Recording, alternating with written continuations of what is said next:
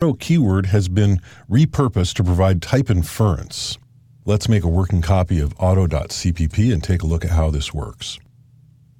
We'll open this up in our editor, and I'm just going to maximize it so you can see the entire file. So I'm including the type info header as well as IO stream because we're using type ID down here. And up around lines 7 through 9, we have 3 variable definitions. We have an integer, a character string using a C string, and a string class string. And then on line 11 and 12, you'll see some new looking stuff. The auto keyword allows you to define a type by the value of the initialization. And so whatever the type is of the initialization, that'll be the type of the variable. So I could say string there, but I say auto because maybe at this point I don't know what it is, or maybe what it is 27 characters prone to error. But this is how it works. And then I come down here and I print out the type ID of each of these. And we'll talk about decal type in a moment here. Let's bring this down to size and compile and run it. And you'll see we get the names of these type IDs. And this will be different on different systems. So these might not look exactly like they do on mine. But here I is for integer. PKC is for the pointer to a constant character, which is what this pointer actually is. It's a constant character pointer. And capital S, lowercase s is the string class, and that's right here. Type X is this capital S, lowercase s. That's our string type, because I have initialized it exactly the same way that I initialized our string class. So I could actually just type S class here and save that and run it, and we get the same result because that's the type of that. And here I can type cstr here, which is our C string, which is initialized like that, and I can compile and run it, and now it's this pointer to a constant character. Or I can type I here, and it will take on the type of I, which is an integer. And you'll notice that in each of these cases, Y is getting exactly the same type. And the reason for that is decal type. So I'm declaring the type of Y to be exactly the same as the type of X. So I'm using X to infer the type of Y.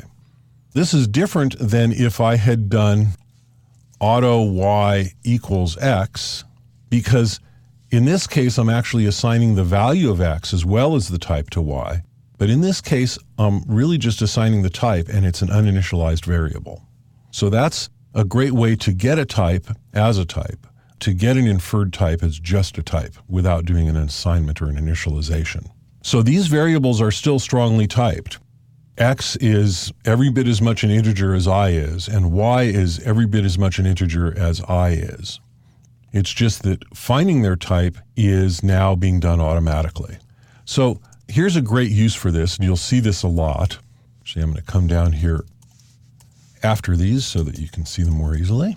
I'm going to say for auto IT equals sclass.begin. So I'm creating an iterator here without having to type out the type name for the iterator, which can be very long in the STL. And while IT does not equal sclass.end, and increment our iterator. And then I can come out here and I can say cout what's pointed at by IT and a space, and just give it another little endl down here. And now when I compile and run this, you see we get all of our members from our container there, whatever type that happens to be. In this case, they happen to be characters. Or I can do this like this, using a new range-based for loop. Very short and sweet and easy to type and easy to read, much less prone to error than the old way of doing this. Now there's one more new use for the auto keyword, and I'm just going to delete this right here. And we're going to type a little template function up here. So this will be a little bit of typing. So we're defining a type template, and it's got 2 type names, left-hand side type and right-hand side type. And it's a template function, and it returns an auto here. this is how you derive or infer the type of that auto return, and it's like this. So we're using decal type here, and it's taking whatever the type of that operator is. And so the plus operator used with whatever those two types are will return a type, and the compiler can figure out what that is without actually evaluating that expression. And so it can figure out what that type is, and then it uses that type in auto. So this is the dash right angle bracket, just like you'd use to dereference a pointer to a structure or a pointer to an object. And that's being added to the syntax of a function here to allow you to use a return type on the right and auto on the left. And this allows you to use decal type. There were problems with how you would parse this if it was on the left. And so they decided to do it this way. And so now we can go ahead and use this template. So we have a template. It's got two different types, left-hand side and a right-hand side. And it simply adds up these two arguments and returns whatever that type is. It could be a third type. It could be one of these types. The template doesn't actually care because it can figure it out like this and then use that type as the return type of the template when it creates its implementation. And so I can come down here and I can say auto z equals and give it two different types. We have a string class and we have a C string. I happen to know that if you use a plus operator with a string class and a C string, you'll get a string class. There was previously no way to write a template that did something ambiguous like that. And now I can say cout z is, and we'll look at z, and cout type of z is, and we'll look at the type ID of z.name, like that. And we compile this and run it, and this is really fun.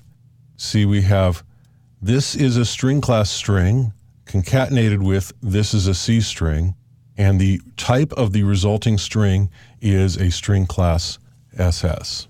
So this is something that was actually not even possible with the old way of doing templates in C++.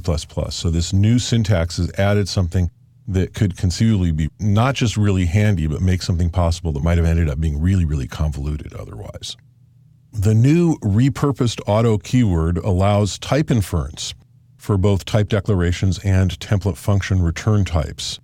This feature may be used as a convenience, as in the case of a for loop, or in the case of a template function return type, to create templates that were not possible before. Now let's delete our working file